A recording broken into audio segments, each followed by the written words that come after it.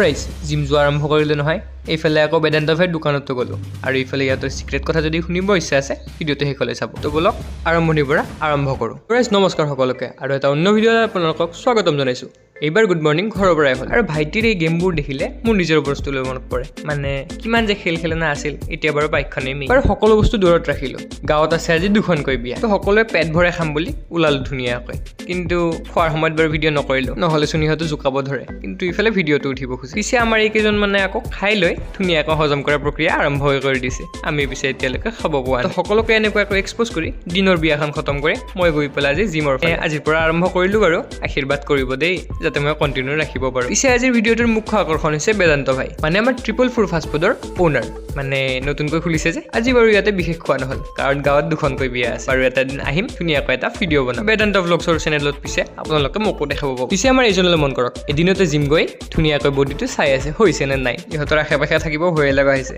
সকলো একেবাৰে body builder তো লগ পাম এটা নেক্সট ভিডিঅ'ত তেতিয়ালৈকে বাই বাই ইহঁতৰ কিবা গোপন কথা চলিছে নকওঁ দিয়ক